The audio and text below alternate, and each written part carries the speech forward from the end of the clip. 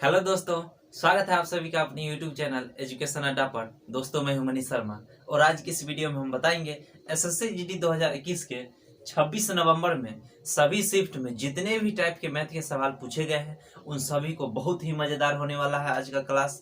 तो बने रहिए वीडियो के अंत तक। दोस्तों, अगर आप इस चैनल पर नए हैं तो चैनल को सब्सक्राइब कर लीजिए और बेल आइकन दबा करके ऑल नोटिफिकेशन सेट कर लीजिए ताकि मेरे हर क्लास का नोटिफिकेशन मिलता रहेगा।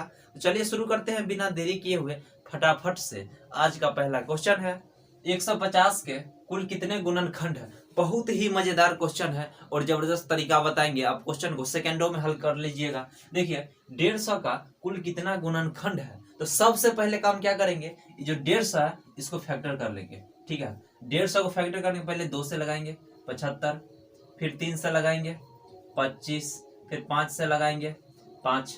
बात आया समझ में। अब देखिए 150 को क्या लिख सकते हैं, 150 को 2 गुना 3 गुना 5 का स्क्वायर। कोई दिक्कत नहीं है। अब देखिए यहाँ 2 का पावर कुछ नहीं तो 1 होगा, 3 का पावर भी 1 हो जाएगा। क्लियर है, यहाँ तक बात आ गया समझ में, कोई दिक्कत नहीं हुआ होगा। अब देखिए क्या पूछा है, गुणनखंड का संख्या पूछा है। तो क्या करेंगे, ये जो दिया हुआ है पावर उसमें 1 जोड़ करके और सभी पावर को गुना कर देंगे। तो देखिए यहाँ 2 का पावर कितना है, 1 है, इसमें 1 और ऐड कर देंगे, 1 + 1 2 हो जाएगा। क्लियर। अब देखिए 3 का पावर 1 है, इसमें भी 1 जोड़ देंगे, 1 + 1 2 हो गया। क्लियर। अब देखिए इसमें 5 का पावर 2 है तो 2 में 1 जोड़ देंगे, यानी जितना भी पावर दिया रहता है सब में 1 जोड़ करके उसको गुना कर देना। तो देखिए यहाँ से कितना हो जाएगा, 2 गुना 3, सभी को गुना करेंगे तो 2 गुना 2 4 को 3 से गुना करेंगे, कितना आ जाएगा 12। यही आपका आंसर हो गया।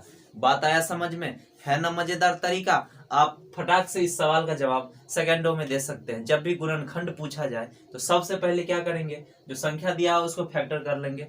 ठीक है, फैक्टर करने के बाद 150 को फैक्टर किया तो कितना आया, 2 का पावर 1 गुना 3 का पावर 1 गुना 5 का पावर 2। अब क्या करना है, जो पावर दिया हुआ है 1 जोड़ करके सभी को गुना कर दिया, यहाँ से कितना आ गया 12 आ गया। बात आ गया होगा समझ में। तो चलिए बढ़ते हैं फटाक से अगले सवाल पर।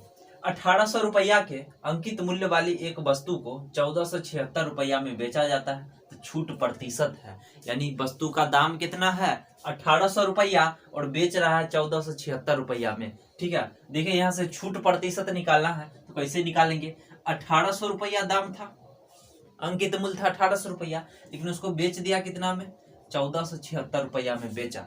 दाम 1800 रुपया और बेच रहा है 1476 रुपया में। कितना का छूट दिया रुपया में, देखिए यहाँ से 324 रुपया का छूट दिया। कितना पर, 1800 पर, तो बट्टा में 1800।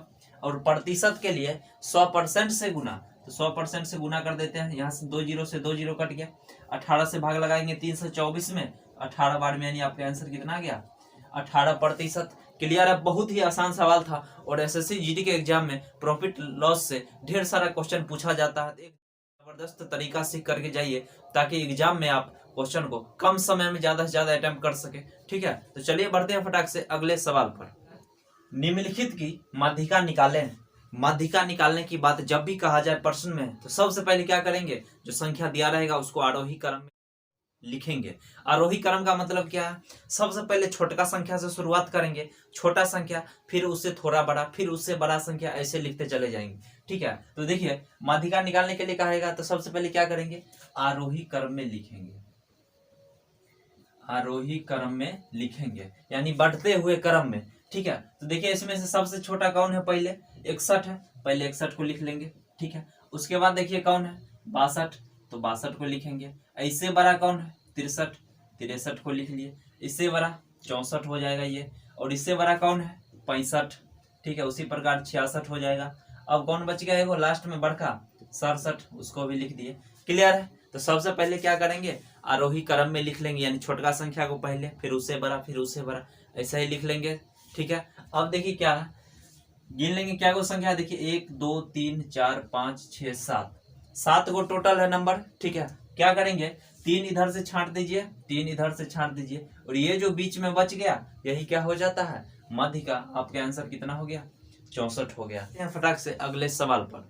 यदि 3p बराबर 5q बराबर 15r तो PQR क्या है। तीनों का रेशियो निकालना है। ठीक है, और रेशियो निकालने का सबसे जबरदस्त तरीका हम बताएं, PQR है तीनों का रेशियो निकालना है। तो पहले पी वाला का निकालना है, पी वाला को ढक देंगे, कौन बचेगा, ये दोनों, तो गुना कर दीजिए, 15 5 को गुना करेंगे 75 हो गया। क्लियर है। अब क्यू वाला निकालना है, तो क्यू वाला को ढकेंगे, 15 को 3 से गुना करेंगे 45 हो गया। ठीक है। आर निकालना है, तो आर वाला को ढक देंगे, तो गुना करेंगे, कितना होगा, 15 हो गया। क्लियर है। अब इसको काट देते हैं 15 से, 15 एकम 15 तिया और 15 पचे 75, यानी रेशियो आपका कितना आ गया, 5:3:1 आ गया। बहुत ही आसान सवाल था और इस टाइप के सवाल एग्जाम में पूछे जाते हैं। ठीक है, तो अच्छा से प्रैक्टिस करके जाना है। अब देखिए यहाँ से रेशियो कितना आ गया, 5:3:1, यही आंसर हो गया। क्लियर है, कोई दिक्कत नहीं होगा। ठीक है, तो चलिए बढ़ते हैं अगले सवाल पर। 1 + 1/2, 1 + 1/3, 1 + 1/4, डॉट डॉट कहाँ तक है, लास्ट में 1 + 1/49 तक है। बहुत ही आसान सवाल है। देखिए इसको कैसे सॉल्व करेंगे, पहले इसको सॉल्व करेंगे। 1 + 1/2, तो ये कितना हो जाएगा, 3/2 होगा। क्लियर है। गुना इसको सॉल्व करेंगे, 4/3, 1 + 1/3, 4/3 हो गया। उसी प्रकार इसको सॉल्व करेंगे तो कितना हो जाएगा, 5/4 हो जाएगा। और अंतिम वाला को जब जोड़ेंगे तो ये 50/49 हो जाएगा। कोई दिक्कत नहीं है यहाँ तक। अब देखिए संख्या कट रहा है कैसे, 3 से 3 कट जाएगा, 4 से 4, तो 5 से 5 भी कट जाएगा अगला, उसी प्रकार कटते जाएगा। यहाँ लास्ट वाला नीचे वाला भी कट जाएगा। क्लियर है। तो बचा कौन, ऊपर में कौन बचेगा, 50 बचेगा। नीचे में यहाँ देखिए कितना बच रहा है, 2 बच रहा है। 50 में 2 से भाग लगा देंगे, कितना आएगा, 25 बन गया। यही आपका आंसर हो गया। क्लियर है, बहुत ही आसान सवाल था। ठीक है, तो चलिए बढ़ते हैं बिना देरी किए हुए अगले क्वेश्चन पर। ठीक है दोस्तों, वीडियो पसंद आए तो लाइक शेयर और सब्सक्राइब जरूर कीजिए हमारे चैनल को। ठीक है। 32 रुपया प्रति किलो चावल को किस अनुपात में 24 रुपया प्रति किलो पर चावल के साथ मिलाया जाना चाहिए ताकि मिश्रण को 39 रुपया प्रति किलोग्राम पर बेचने पर 30% का लाभ। बहुत ही अच्छा सवाल है। ठीक है, देखिए सबसे पहले क्या करेंगे, क्या करा, 32 रुपया प्रति किलो पर चावल को। ठीक है, चावल पहले कितना है, 32 रुपया प्रति केजी वाला। ठीक है, अब देखिए पहला पॉइंट पर ये रखेंगे और दूसरा पॉइंट पर देखिए 24 रुपया प्रति किलो पर, तो 24 रुपया प्रति किलो पर। ठीक है, अब ये दोनों को मिलाया जाना चाहिए ताकि मिश्रण को 39 रुपया प्रति केजी पर बेचने पर 30% का लाभ होता है। अब एक चीज समझना है, देखिए इसको कहते हैं फर्स्ट पॉइंट, सेकेंड पॉइंट और ये कॉमन पॉइंट होता है। ठीक है, और तीनों पर एक ही चीज रखें, अगर यहाँ सीपी रखें, कॉस्ट प्राइस क्रय मूल्य रखें, तो यहाँ भी क्रय मूल्य होगा और यहाँ भी क्रय मूल्य ही हो जाएगा। क्लियर है। अब देखिए पहला पॉइंट पे ये क्रय मूल्य है, ये भी क्रय मूल्य है, यहाँ डायरेक्ट 39 रख के तो नहीं बना सकते हैं। ठीक है, यहाँ भी क्रय मूल्य होना चाहिए। तो देखिए सीपी से एसपी की ओर जाना है, क्रय मूल्य से विक्रय मूल्य पता करना है, तो परसेंटेज वैल्यू का सीधा गुना करेंगे, सीधा गुना। ठीक है, और अगर विक्रय मूल्य से क्रय मूल्य की तरफ आना है इधर उल्टा, तो परसेंटेज वैल्यू का उल्टा गुना करेंगे, उल्टा गुना करेंगे। इसका मतलब क्या है समझिए, देखिए यहाँ 39 रुपया प्रति केजी पर बेचने पर 30% का लाभ हो रहा है। बेच कितना रुपया पर केजी रहा है, 39 रुपया प्रति केजी। हमको सीपी निकालना है, पीछे की ओर आना है, तो देखिए क्या बताया है अभी जस्ट, परसेंटेज वैल्यू का उल्टा गुना। तो 30% का लाभ हो रहा है, तो इसको उलट के गुना कर देंगे, 100/130। क्लियर हो गया। 0 से 0 कट गया, 13 से भाग लगा देंगे, यानी कितना गया, 30 रुपया प्रति केजी। बात आ गया समझ में। अब देखिए यहाँ पे 32 रुपया प्रति केजी पहला पॉइंट पे, दूसरा पे 24 रुपया प्रति केजी, और ये जो कॉमन पॉइंट है अब ये कितना रखेंगे यहाँ पे, 30। बात आ गया समझ में। अब देखिए इधर 30 में से 24 घटाएंगे, इस दोनों में डिफरेंस कितना का है, 6 का। इधर 2 का, आप 2 से भाग लगा देंगे, कितना गया, 3:1। यही आंसर हो गया। बात आया समझ में। फिर से एक बार समझते हैं, क्वेश्चन बहुत ही अच्छा था। क्वेश्चन है 32 रुपया प्रति केजी पर चावल को किस अनुपात में 24 रुपया प्रति किलो पर चावल के साथ मिलाया जाना चाहिए ताकि मिश्रण को 39 रुपया प्रति केजी पर बेचने पर 30% का लाभ होगा। ठीक है, तो देखिए यहाँ से 32 रुपया प्रति केजी है, ये 24 रुपया प्रति केजी है, ये दोनों को मिला करके तो पहला पॉइंट पे ये रखें, दूसरा पॉइंट पे ये है, तो कॉमन पॉइंट पर भी क्रय मूल्य ही होना चाहिए, तीनों पॉइंट पे समान होना चाहिए।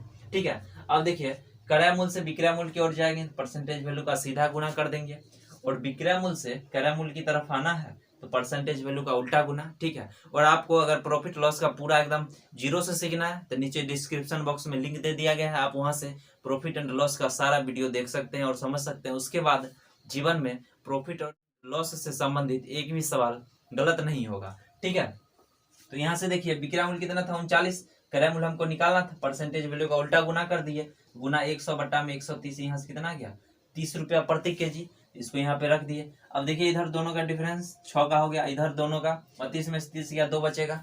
क्लियर है। अब देखिए यहाँ 2 से भाग लगा दिए, कितना आ गया 3:1। बात आ गया समझ में। तो चलिए बढ़ते हैं फटाक से अगले सवाल पर।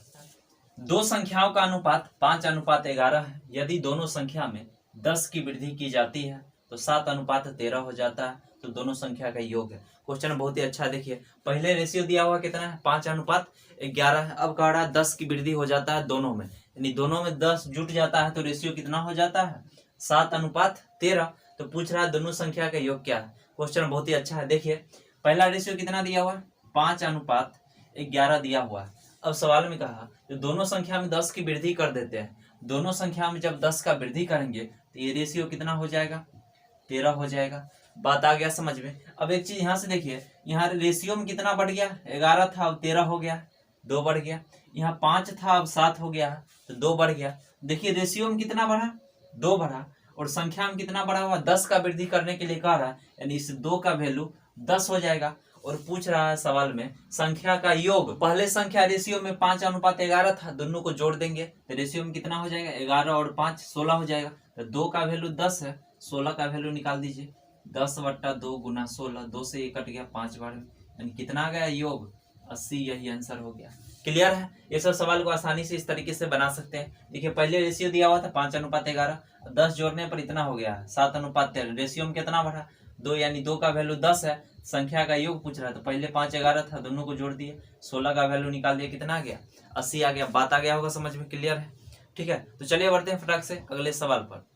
यदि एक वृत्त की त्रिज्या में 25% की वृद्धि होती है तो इसके क्षेत्रफल में परिवर्तित प्रतिशत ज्ञात कीजिए। बहुत ही अच्छा सवाल है। देखिए क्या कहा, एक वृत्त की त्रिज्या में 25% की वृद्धि होती है। सबसे पहले बताइए वृत्त का जो है क्षेत्रफल क्या होता है। क्षेत्रफल πr² होता है। एरिया क्या होता है, एरिया πr² होता है। अब कहा त्रिज्या में 25% की वृद्धि होती है। अब देखिए ये जो पाई है ये कांस्टेंट वैल्यू है, तो जो वृद्धि कमी होगा वो त्रिज्या में होगा। ठीक है। अब देखिए यहाँ से 25% का मतलब क्या, 25% के लिए बट्टा में 100, यानी ये कितना आ गया 1/4। ठीक है।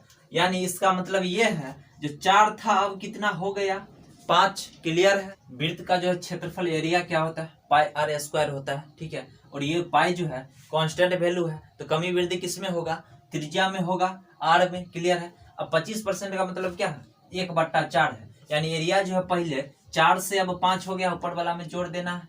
वृद्धि करेगा तो कमी करेगा तो हटा देंगे। ठीक है। तो 4 से 5 हो गया ना, r² होता है। एक बार और बढ़ाएंगे इसको, 4 से 5 हो गया। क्लियर। अब इसको गुना कर दिए, 4 को 4 से गुना करेंगे 16, और इधर 25 हो गया।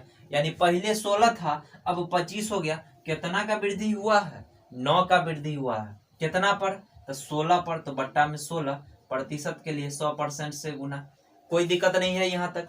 अब देखिए 4 से भाग लगाएंगे तो 4 बार में, 4 से ये भी कट जाएगा 25, तो 25 को 9 से गुना करेंगे कितना होगा 225/4। तो पूर्णांक में लिखेंगे क्या लिख सकते हैं 56.1/4%। यही आंसर हो गया।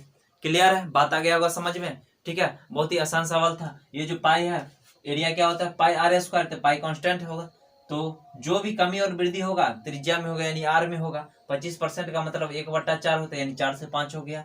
ठीक है। r² होता है इसलिए 4 से 5, फिर एक बार बढ़ा दिया। अब दोनों को गुना किया 16 से 25 हो गया, यानी 9 बढ़ गया। कितना पर 16 पर, प्रतिशत के लिए 100% से गुना कर दिए। यहाँ से कितना आ गया 56.1/4%। क्लियर है। तो चलिए बढ़ते हैं अगले सवाल पर।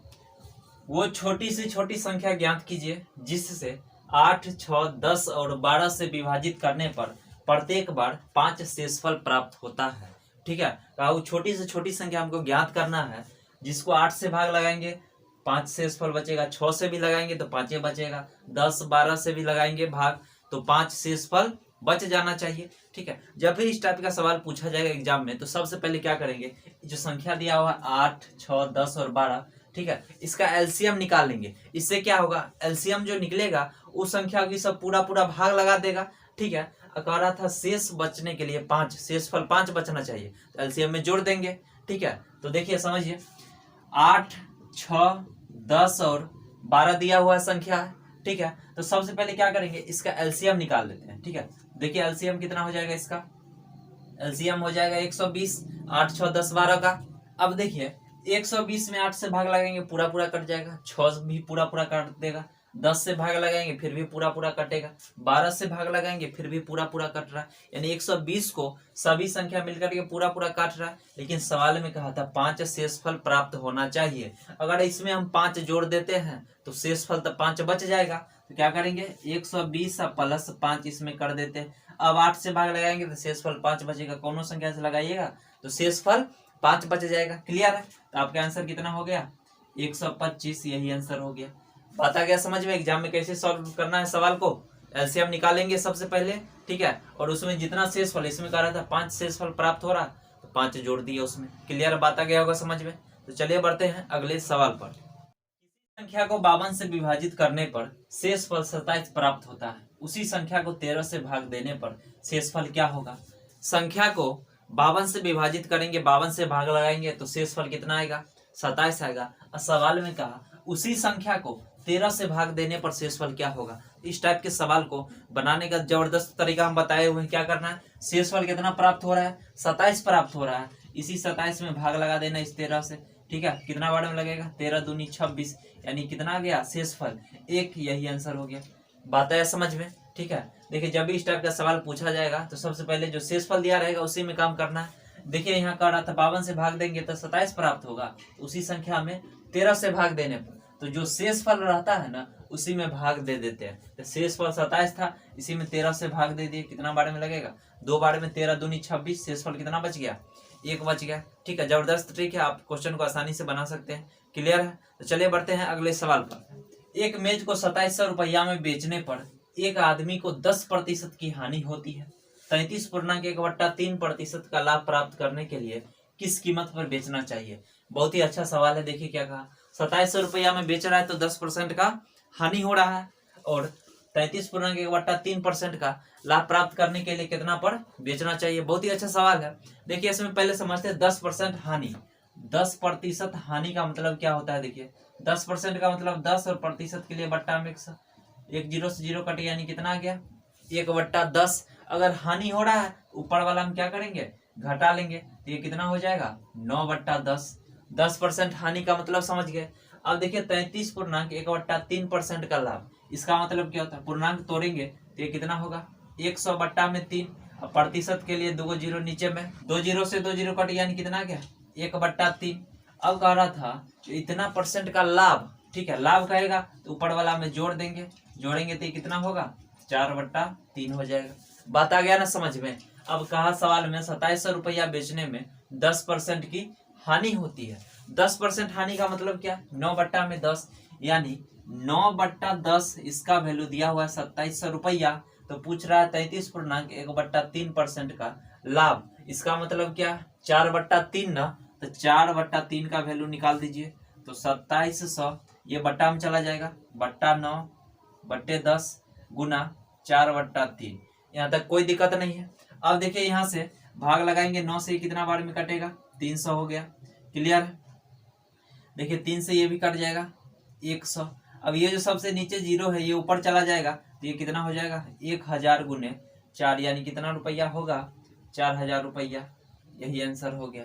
बात आया समझ में? क्लियर है? देखिए 2700 रुपया में बेचने पर 10% का हानि हो रहा है। 10% हानि का मतलब क्या है, 9/10, इसका वैल्यू दिया हुआ था 2700 रुपया, 33.1/3% का लाभ, यानी 4/3 का वैल्यू यहाँ से निकाल दिया, कितना आ गया 4000 रुपया।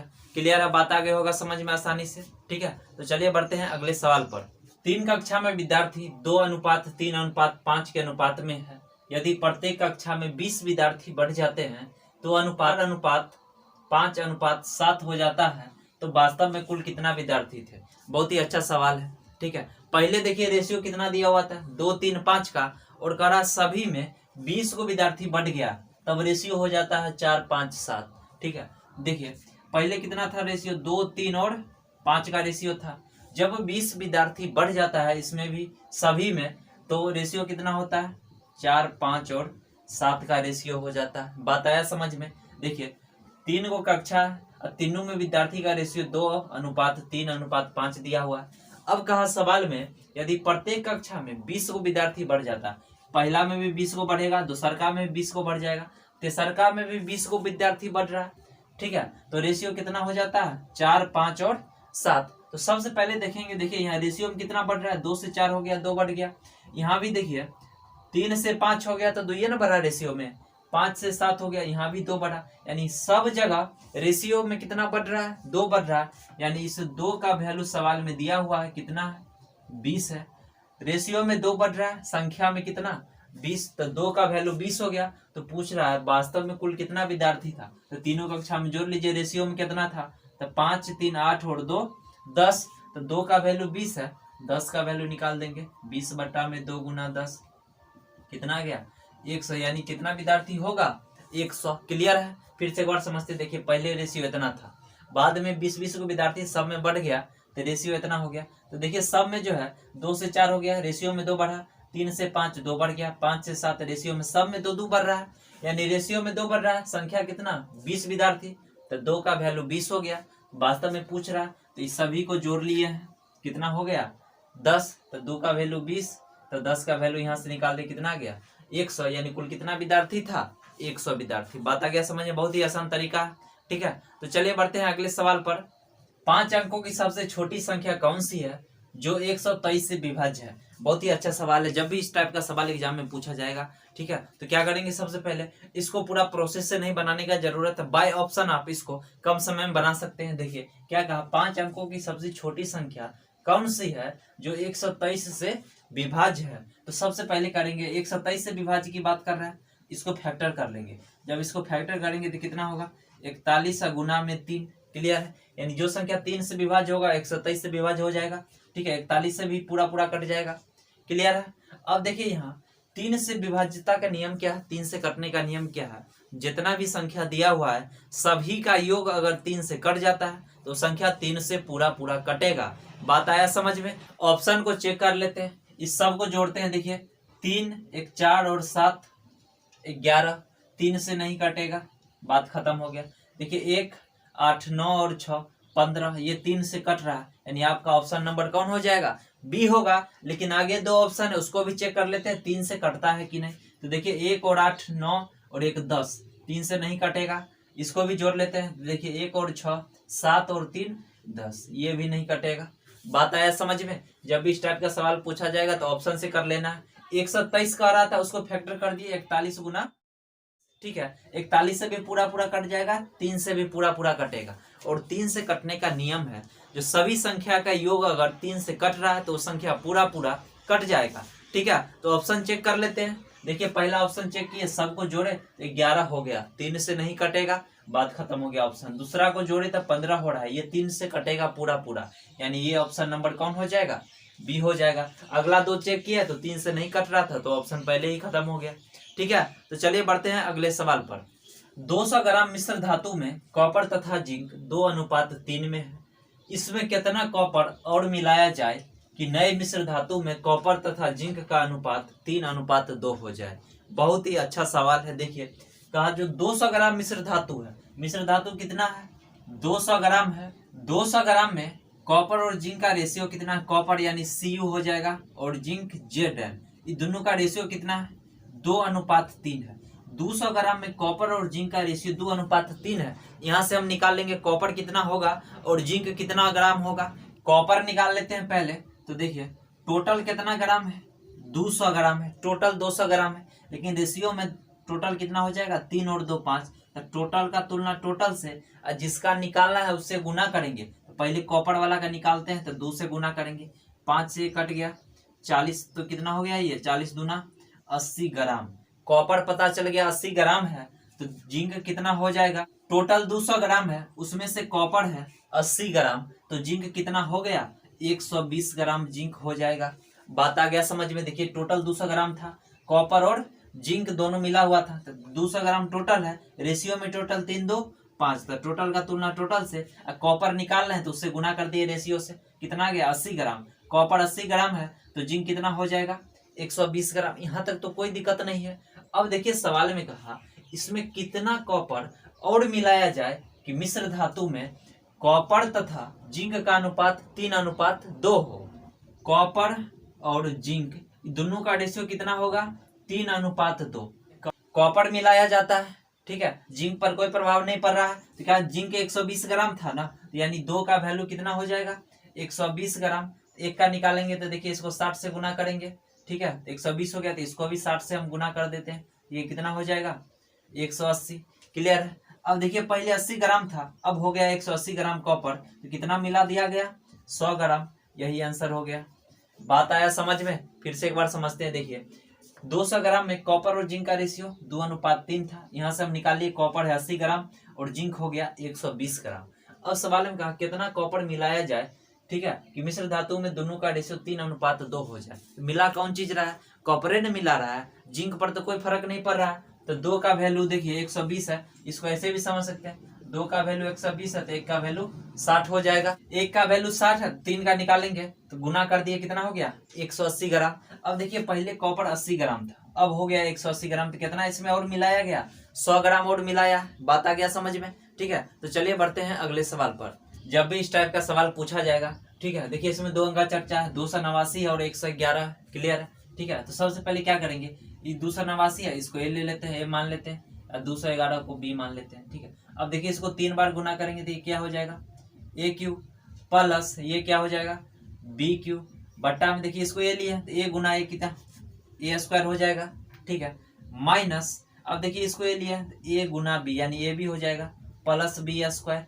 बात आया समझ में? इस टाइप का जब भी सवाल पूछा जाएगा, एगो संख्या को ए मान लेंगे, दूसरा को बी मान लेंगे। ठीक है, अब देखिए 3 बार गुना है तो ए क्यू हो गया, ये भी 3 बार गुना है दूसरा, ठीक है, तो बी क्यू हो गया। यहाँ से क्या आया A square minus A B अब प्लस बी स्क्वायर आ गया। क्लियर है। अब देखिए ए क्यू और प्लस बी क्यू बराबर क्या होता है A plus B into A square minus A B plus B square. अब बट्टा में नीचे में ये भी दिया हुआ है A square minus A B plus B square. बात आया समझ में? अब देखिए ऊपर नीचा सेम है तो ये दोनों तो कटिएगा, तो बचा क्या सिर्फ ए प्लस बी बच गया। क्लियर। अब दोनों को जोड़ दीजिए, एक का वैल्यू क्या माने थे 289, तो 289 प्लस बी 111, दोनों को जोड़ देंगे कितना होगा 400, यही आंसर हो गया। बात आया समझ में? तो चलिए बढ़ते हैं अगले सवाल पर। एक लड़के ने 1000 रुपया में 50 चॉकलेट खरीदा, यदि 30 चॉकलेट का औसत मूल्य 25 रुपया है तो शेष चॉकलेट का औसत मूल्य क्या है। 30 चॉकलेट का औसत मूल्य कितना दिया हुआ है 25 रुपया दिया हुआ है, तो औसत बराबर क्या होता है योग बट्टा में संख्या। यहाँ औसत भी पता है, ठीक है, कितना दिया हुआ है 25, और संख्या भी पता है कितना 30 को चॉकलेट है। यहाँ से योग निकालेंगे आसानी तरीके से, योग बराबर क्या होता है औसत, औसत कितना है 25 और गुने संख्या, संख्या कितना है 30 को चॉकलेट का 25 गुने 30। ठीक है, यहाँ से कितना हो गया 750। बात आ गया समझ में?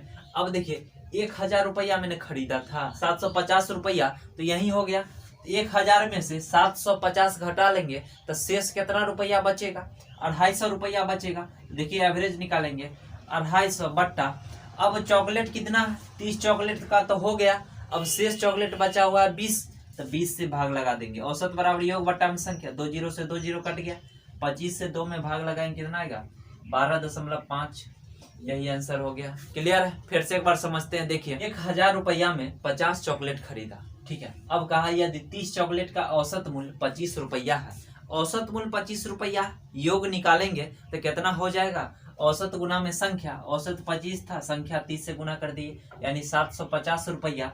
अब 1000 रुपया में 50 को खरीदा था और 30 को का दाम यहाँ से निकल गया 750 रुपया। ठीक है, तो शेष कितना बचा 250 रुपया ना, तो 250 रुपया, और चॉकलेट क्या वो बचा हुआ है 30 को का तो हो गया, अब बचा हुआ है 20 चॉकलेट, औसत बराबर योग, तो योग तो 250 बचा हुआ था, बट्टा में संख्या, संख्या 20 है तो 20 से भाग लगा दिए कितना आ गया 12.5 रुपया। बात आ गया समझ में? तो चलिए बढ़ते हैं अगले सवाल पर। कोई धन चक्रवृद्धि ब्याज से 3 वर्ष में 2400 रुपया और 4 वर्ष में 2520 रुपया हो जाता है, तो ब्याज की वार्षिक दर क्या है। 3 वर्ष में 2400 रुपया हो जाता है 2400 रुपया, और कहा 4 वर्ष में कितना हो जाता है 2520 रुपया। 3 वर्ष में इतना हो जाता है 2400 रुपया, 4 वर्ष में हो जाता है 2520 रुपया। ठीक है, तो देखिए यहाँ से कितना बढ़ गया 120 रुपया। ठीक है, ब्याज हो जाएगा 120 रुपया, कितना पर तो 2400 रुपया पर, 120 बट्टा में प्रतिशत के लिए 100% से गुना। क्लियर है। अब देखिए 2 जीरो से 2 जीरो कट गया, 24 से भाग लगा देंगे 120 में कितना आएगा 5%, यही आंसर हो गया। बात आया समझ में? फिर से एक बार समझते हैं। देखिए 3 वर्ष में 2400 रुपया और 4 वर्ष में 2520 रुपया हो जाता है। ठीक है, कितना बढ़ गया? 120 रुपये क्या हो जाएगा? 120 रुपया ब्याज होगा। कितना पर? तो 2400 पर। तो 120 बटा प्रतिशत के लिए 100% से गुना कर दिए। यहाँ से कितना गया? 5%। बहुत ही आसान सवाल था। ठीक है, तो चलिए जल्दी से बढ़ते हैं अगले सवाल पर। एक राशि पर 8 वर्षों का साधारण ब्याज 47,500 रुपया है। पहले 5 वर्षों के लिए ब्याज दर 10% प्रति वर्ष है और 3 वर्ष के लिए 15% प्रति वर्ष है। तो मूल राशि निकाले। साधारण ब्याज है ना, प्रतिशत ऐसा है बराबर क्या होता है? आर गुना टी होता है। यहाँ से डायरेक्ट प्रतिशत ब्याज निकल जाएगा। क्लियर है? अब देखिए पहले कहा 5 वर्ष के लिए 10%, तो पहला 5 वर्ष के लिए 10%, 5 गुना 10 कर दिए, प्रतिशत ऐसा है बराबर आर गुना टी होता है, दोनों को गुना कर दिए। फिर कहा और 3 वर्ष के लिए, फिर अगला 3 वर्ष के लिए कितना है? 15% है। क्लियर है? अब देखिए यहाँ कहा था 8 वर्ष का साधारण ब्याज, 5 वर्ष का ये हो गया 50%। ठीक है, 3 वर्ष का इधर ये हो गया, दोनों को जोड़ दिए, कुल मिलाकर के यहाँ कितना हो जाएगा ब्याज? 47,500 रुपया। ठीक है, इसको गुना करके जोड़ेंगे तो कितना हो जाएगा? 95%। इसका वैल्यू दिया हुआ है 47,500। ठीक है, तो 100% का वैल्यू निकाल लीजिए। 47,500 बट्टा 95 गुना 100। क्लियर? 95 से कट जाएगा 5 बार में, यानी कितना आ गया? 50,000 रुपया। यही आंसर हो गया। बात आया समझ में? तो चलिए बढ़ते हैं अगले सवाल पर। जब भी इस टाइप का सवाल पूछा जाएगा तो सबसे पहले क्या करेंगे? जो संख्या दिया हुआ है उसको पूरा लिख लेंगे। 321। ठीक है, अब देखिए रैकरिंग दूगो संख्या पे तो दूगो 9 लिख देंगे नीचे में। एगो पर नहीं है तो उसके लिए 0 लिखेंगे। ठीक है, जिस पर नहीं है उसमें घटा लेंगे 321 में से। ठीक है, जिस संख्या पर रैकरिंग नहीं रहता उसको घटा लेते हैं। यहाँ से कितना हो जाएगा? 318 बट्टा में 990। इसको भाग लगा देंगे तो कितना हो जाएगा? 53 बट्टा 165। यही आंसर हो गया। क्लियर है? जब भी रैकरिंग वाला सवाल पूछा जाएगा, ठीक है, तो पहले क्या करेंगे? जो संख्या दिया हुआ है उसको लिख लेंगे। ठीक है, जिस पर रैकरिंग नहीं लगा हुआ उसको घटा लेंगे। अब क्या करना है? देखिए दूगो पर रैकरिंग है तो दूगो 9 को लिखेंगे नीचा में। जिस पर रैकरिंग नहीं है, 3 पर नहीं है, तो उसके लिए एक 0 रखेंगे। क्लियर है? अब यहाँ से सॉल्व कर दिए, इसको कितना गया? 53 बट्टा 165। बहुत ही आसान सवाल था और इस टाइप के सवाल एग्जाम में पूछे जा रहे हैं। ठीक है, आइए देखते हैं अगला क्वेश्चन। यदि एक घन की प्रत्येक भुजा की लंबाई 2 गुनी कर दी जाती है तो इसका आयतन मूल आयतन से कितना गुना हो जाएगा? ठीक है, बहुत ही अच्छा सवाल है। क्या कहा? प्रत्येक भुजा की लंबाई 2 गुना कर दिया जाता है। यानी मान लीजिए प्रत्येक भुजा की लंबाई पहले 1 था, अब कितना हो गया? 2 हो गया। 2 गुना का मतलब ये होता है। क्लियर है? अब कहा इसका आयतन, आयतन क्या होता है? इसका क्यूब कर देंगे। 1 का क्यूब 1 हो गया, 2 का क्यूब 8। यानी पहले आयतन 1 था, अब कितना है? 8 है। यानी कितना गुना हो गया? 8 गुना। यही आपका आंसर हो गया। बहुत ही आसान सवाल था। बात आ गया समझ में? ठीक है, इसमें ज्यादा कुछ करना नहीं। पहले 1 था उसका सभी का लंबाई, अब उसको दुगुना कर दिया तो 2 हो गया। ठीक है, आयतन इसका निकालना है तो इसका क्यूब करेंगे। 1 हो गया, इसका क्यूब 8। पहले 1 था, अब 8 है, यानी 8 गुना है ना। बात आ गया समझ में? चलिए बढ़ते हैं अगले सवाल पर। जब भी इस टाइप का सवाल पूछा जाएगा बोर्ड मास से संबंधित, तो सबसे पहले काम किसका करेंगे? इसका।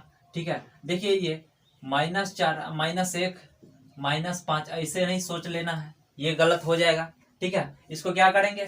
4 -1 है तो 4 में से 1 घटाएंगे, कितना होगा? 3। ये सही है। ठीक है, तो 4 में से 1 गया 3। अब 3 को घटाएंगे 5 में से, कितना बचेगा? 5 में से 3 जाएगा तो 2 हो जाएगा। क्लियर है? अब 64 में से 2 को घटा लेंगे तो 62। ठीक है, फिर पीछे माइनस लगा हुआ है तो 24 में से 62 को घटाएंगे, कितना होगा? 38 -38। अब देखिए 78 माइनस, और इस सब का वैल्यू यहाँ से यहाँ तक का कितना निकाले? -38। तो माइनस माइनस कितना हो जाएगा? प्लस। तो 78 और प्लस 38 कितना होगा? 116। यही आंसर हो गया। बात आया समझ में? 4 वर्ष पहले AB की औसत आयु 18 वर्ष थी। 4 वर्ष पहले AB का आयु कितना था? 18 वर्ष था। ठीक है, हम यहाँ से पहले AB का योग निकाल लेते हैं। ठीक है, A + B योग क्या होता है? औसत गुना में संख्या वर्ष। ठीक है, इसको 2 से गुना करेंगे 2 आदमी तो कितना वर्ष हो गया? 36 वर्ष हो गया। ये कब का है? 4 वर्ष पहले का। लेकिन वर्तमान में आएंगे तो 4 वर्ष ए में भी बढ़ेगा और 4 वर्ष बी में भी बढ़ेगा, तो टोटल कितना वर्ष बढ़ेगा? 8 वर्ष। तो इसमें 8 को और ऐड कर देते हैं, ये वर्तमान वाला निकल जाएगा। ठीक है, तो 36 में 8 जोड़ देंगे, 44 वर्ष। ए बी के वर्तमान आयु का योग 44 वर्ष हो गया। अब सवाल में कहा ए बी और सी की वर्तमान औसत आयु 24 वर्ष है। यहाँ से हम तीनों का योग निकाल लेंगे, ए बी और सी का। तो 24 गुना 3 72। क्लियर है। ए बी सी तीनों का वर्तमान का योग निकालिए, कितना हो गया? 72 वर्ष हो गया।